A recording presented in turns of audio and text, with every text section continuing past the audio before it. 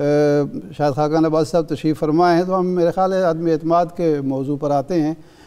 जनाब अब्बासी साहब ये फरमाएँ कि जावेद लतीफ़ साहब ने कल एक टीवी प्रोग्राम में कहा कि जब तक इस्टेब्लिशमेंट पुश्त पनाही ना करे या पीछे ना हो, अदम एतमाद की तहरीक नहीं आ सकती, कामयाब नहीं हो सकती। आप ये कहते रहे हैं कि बैसाखियों के जब तक बैसाखियाँ हटेंगी नहीं, उस वक्त तक तारीख अदम एतमाद कामयाब नहीं हो सकती, और हम उस वक्त का इंतज़ार कर रहे हैं। तो क्या अब बैसाखियाँ हट गई हैं, इस्टेब्लिशमेंट तैयार है कि अदम एतमाद की तारीख लाई जा रही है? देखें, जो आपने अभी जावेद लतीफ़ साहब की बात की है, अगर मैं उसको सही पैराए में समझाऊँ तो वो बात दुरुस्त नहीं है जी। हमें किसी इस्टेब्लिशमेंट की मदद की ज़रूरत नहीं है जी। हम तो चाहते हैं कि मुल्क का निज़ाम आइन के मुताबिक हो, और जो गैर आइनी मुदाखलत है वो ख़त्म हो। तो ये जब बैसाखी हटेंगी तो अदम एतमाद खुद ही हो जाएगा, उसमें कोई मुश्किल नहीं है। आज ये हुकूमत इन बैसाखियों के किनारे, इन सहारे और इन टेलीफोन कॉलों के सहारे कायम है। ये मरियम औरंगज़ेब साहबा कह रही हैं कि पेशावर से अरकान असम्बली को फ़ोन आ रहे हैं, तो इसका मतलब है अभी बैसाखियाँ भी कायम हैं और अदम एतमाद की तहरीक की कामयाबी की कोई सूरत नज़र नहीं आ रही। जी, इसीलिए हमने पार्टी ने मुनासिब समझा कि हम ये अवाम के सामने रख दें कि आज भी ये गैर आइनी मुदाखलत होने की कोशिश है जी। और ये हम अभी से बता दें कि ये चीज़ें हम कम से कम मुल्क इनका मुतहम्मल नहीं हो सकता, क्योंकि हमें कुछ मेंबरान ने बताया कि हमें धमकियां दी गई और हमें कहा गया कि आप ख़िलाफ़ वोट ना दें। अच्छा, तो ये बातें मुनासिब नहीं हैं, तो इसलिए हमने कल ये बयान अवाम के सामने रख दिया जमात ने कि जब भी मामलात होंगे तो ये चीज़ें उस तनाजुर में ज़रूर देखी जाएँ। ये आपकी जमात के मेंबरान हैं, अपोजिशन के मेंबरान हैं या हुकूमती पार्टी के अरकान हैं?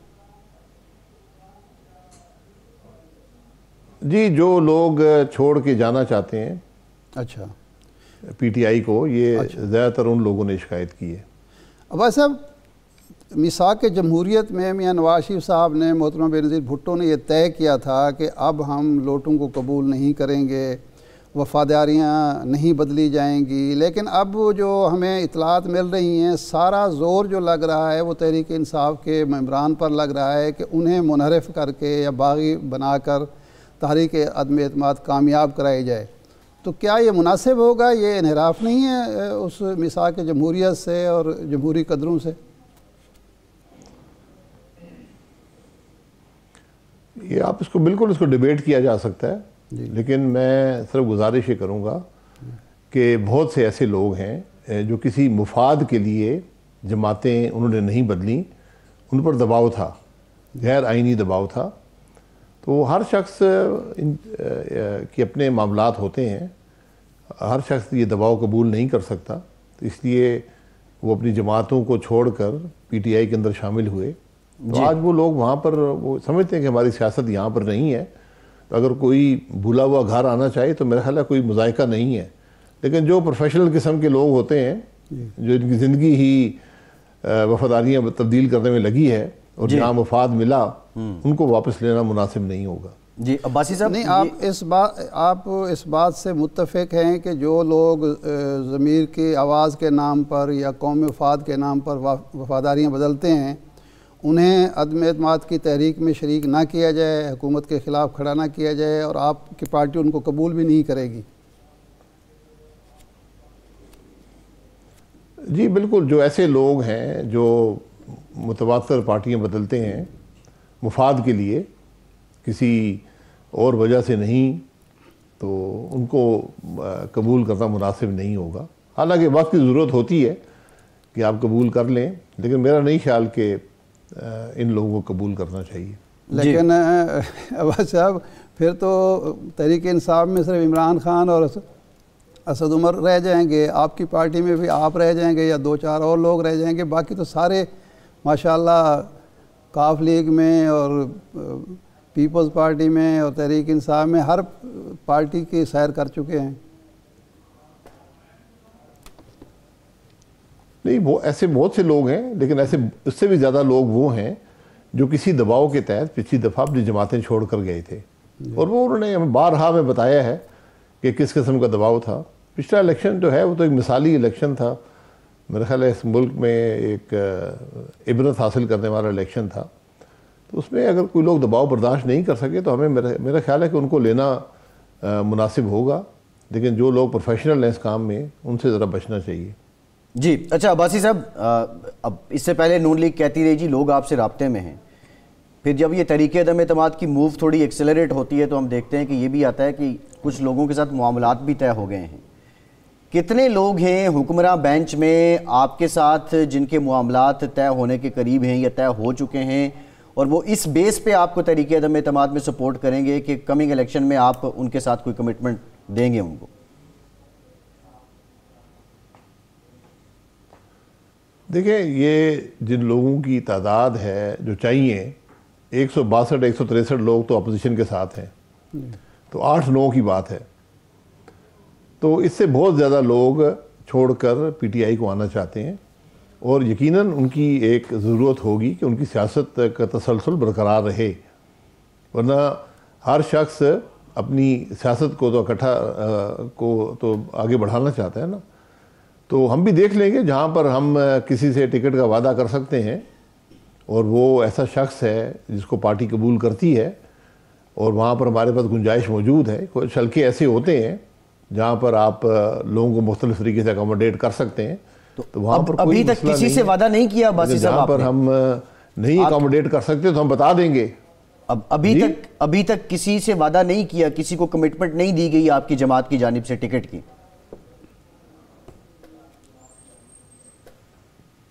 देखिए, टिकट के वादे जो होते हैं वो लिख कर नहीं किए जाते, लेकिन अगर कोई शख्स आपसे बात करता है कि मैं अपनी जमात छोड़ के आ रहा हूँ, तो वो सैर करने तो नहीं आएगा, मुस्तकिल आपके साथ रहने आएगा, और आपने उसकी सियासत का बंदोबस्त करना है।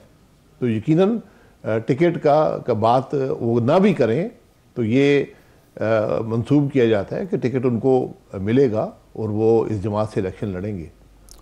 ये जहांगीर तरीन साहब की मियाँ शहबाज शरीफ साहब से मुलाकात के चर्चे हैं, तो ये मुलाकात हो चुकी है और क्या कमिटमेंट हुई है? नहीं, मुझे इस किसी मुलाकात का इल्म नहीं है, तो अगर मुलाकात का इल्म नहीं है तो कमिटमेंट का इल्म होना भी ज़रा मुश्किल काम है। सही। ये जो कल शहबाज शरीफ साहब से मुलाकात आसिफ ज़रदारी साहब की मुतवक्के है, तो इसमें ये तय हो जाएगा कि कौन सी तारीख को, इस हफ्ते या अगले हफ्ते तारीख आदम एतमाद पेश होगी एक, और दूसरा ये स्पीकर के ख़िलाफ़ पहले पेश होगी या डायरेक्ट इमरान खान के ख़िलाफ़ पेश होगी? देखिए, ये मुशावरत का अमल है जो जारी रहेगा। ये पहले भी मुलाकातें हुई हैं, आज भी हो रही हैं, कल भी होंगी, ये मुलाकातें अब जारी रहेंगी, क्योंकि हर रोज़ नए मामलात, नई डेवलपमेंट्स आती हैं, तो टॉप लीडरशिप ही उनको डिस्कस करती है। तो कल भी मुलाकात है, तो कब होगी अदम एतमाद, ये तो जिस दिन फाइल हो जाएगी तो आपको पता चलेगा। उससे पहले तो ना इस बात की तशहीर की जाती है, ना ही मुनासिब होता है। तो वो डेट तो उसके बाद डिसाइड होगी, और आपको इल्म होगा जब अदम एतमाद की पिटीशन फाइल हो जाएगी। नहीं, बिल्कुल आप दुरुस्त फरमा रहे हैं, लेकिन ये इम्कान मौजूद है कि वज़ीर-ए-आज़म रूस के दौरे पर हों और पीछे उनके आदम एतमाद की तहरीक पेश कर दी जाए। इससे ये तासुर तो उभरेगा कि ये किसी के इशारे पर हो रही है। वज़ीर-ए-आज़म तो बहरहाल पाकिस्तान के हैं। नहीं, वो रूस पे हों या जहाँ भी मौजूद हों, उससे कोई अदम एतमाद को फ़र्क नहीं पड़ता, ना कोई फ़ायदा होता है ना कोई नुकसान होता है। तो ये दौरे तो एक दिन के होते हैं, अदम एतमाद का प्रोसेस तकरीबन 10 दिन का प्रोसेस हो सकता है। जी नहीं, अगर ऐसे ही मुख्तलिफ क्यास आराई लोग करते रहते हैं। हाँ, क्यास आराई है, लेकिन अगर उस दिन पेश होती है, उसी दौरान पेश हो, तो यह तासुर तो उभरेगा कि ये उनके दौरे को सबोटाज करने की या किसी रूस के मुखालिफ हल्के के इशारे पर हो रही है। नज़ाकत तो इसमें होगी एक सफारती। नहीं, फिर आपकी राय को लेकर हम नहीं करेंगे अगर ये तासुर होता है कि रूस के दौरे को सबोटाज किया जा रहा है। हमें तो खुशी है कि हमारे मुल्क का वज़ीर-ए-आज़म रूस जा रहा है। हाँ, वरना वो पिछले बेचारे 4-5 महीने से तो बाइडन की कॉलों का इंतज़ार करते रहे, वो टेलीफोन नहीं आई। फिर ओलंपिक्स देखने चीन चले गए, तब रूस ने दावत दी है। बहुत अच्छी बात है, पाकिस्तान रूस के ताल्लुकात को आगे बढ़ाना चाहिए। तो आपकी राय को लेकर इस एक दिन हम नहीं करेंगे। चीन के दौरे की कोई अहमियत नहीं है अब्बासी साहब। मैं कहा वो ओलंपिक्स के लिए गए थे, वहाँ पर ओलंपिक्स उन्होंने देखे, इसकी अहमियत है। अच्छा, ये फरमाएं कि ये पीडीएम का तो इजलास चूँकि इस मामले में हो चुका है और आप सेक्रेटरी जनरल हैं, ये तय हो चुका है अपोजिशन की जमातों के दरमियान के तारीख अदम एतमाद अगर कामयाब होती है तो उसके फ़ौरन बाद 60 दिन में, 30 दिन में, 50 दिन में असम्बली तोड़ दी जाएगी और नए इलेक्शन कराए जाएंगे? इस पर इत्तेफाक है सब जमातों का? नहीं, ये मुशावरत भी जारी है, लेकिन मेरा नहीं ख्याल कि एक नई हुकूमत बनाने में कोई मकसद है या उससे कोई मामलात हल होंगे या उससे कोई मुल्क की बेहतरी होगी। जी, तो मेरा ख्याल है कि आप इसके बाद नए इलेक्शन ही देखेंगे। जी। अच्छा भाई साहब, ये जो पेका एक्ट है इसमें तरमीम की गई है, हुकूमत तो खैर ये जवाब देती है 2016 में आपकी हुकूमत थी, उस वक्त ये बनाया गया और उस वक्त भी स्टेक होल्डर से मुशावरत नहीं की गई थी। इंटेंशंस क्या हैं सर? ये फेक न्यूज़ के नाम पे जो ड्रैकोनियन लॉज जो तंजीमें, इसको सहाफ़ती तंजीमें, वकला, दीगर मुस्तरद कर रहे हैं, वो इसको ड्रैकोनियन कहते हैं। अब इंटेंशन क्या है हुकूमत की, और जाते हुए क्या हर हुकूमत के लिए ये करना ज़रूरी होता है? देखिए, इंटेंशन तो बदनीयती हो सकती है, और फेक न्यूज़ होती क्या है? न्यूज़ होती है, वो तो बाद में कोई और डिसाइड करता है कि ये गलत है या सही है, या हक़ाइक़ पे मबनी है या नहीं है। तो जो बातें इस एक्ट में लिखी हुई हैं, तो सबसे पहले तो मुल्क का वज़ीर-ए-आज़म ही अंदर हो जाएगा। अच्छा, जो जलसों में झूठ बोलता है, उसके वज़ीर अंदर हो जाएंगे जो प्रेस कॉन्फ्रेंसों में झूठ बोलते हैं। ये तो एक बड़ी मज़ाक़ खेज़ बात है। और जो हमने जब ये एक्ट किया था, ये 2 साल पार्लिमान की कमेटियों में रहा था। ये तरमीम, ये सेनेट में गया, वहाँ पर उस पर तरमीम अपोजिशन ने की, पीटीआई भी उसमें शामिल थी, आरिफ अलवी साहब सदर पाकिस्तान कौमी असम्बली में ख़ुद उस कमेटी में थे। 2 साल ये कमेटी के अंदर बहस होती रही इस पर। फिर ये सेनेट में गया, वहाँ पर भी तरामीम हुई, वापस कौमी असम्बली में आया और वहाँ से पास हुआ। इसका एक मकसद था, और वो मकसद ये था कि मुल्क में 4G 5G आ रहा था, एक्सेस बढ़ रहा था अवाम का, तो उसके अंदर ये खराबियाँ पैदा होती हैं जो आज हैं। तो ये एक बेहतर मकसद के लिए था, और उसने ये एक सपोर्ट प्रोवाइड की, और उसके अंदर तमाम जो CRPC के एलिमेंट्स थे वो मौजूद थे। ये ड्रैकोनियन लॉ नहीं था।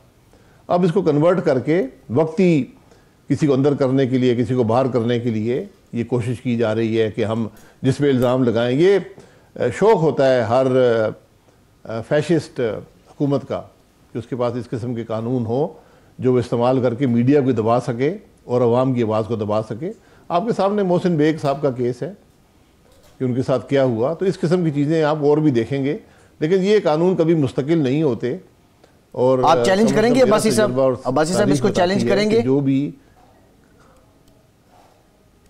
मैं यार किस चीज़ को चैलेंज करूँगा? मैं हमारा तो सारा दिन ही, अगर आप फीस दे दें वकील की तो मैं चैलेंज कर देता हूँ।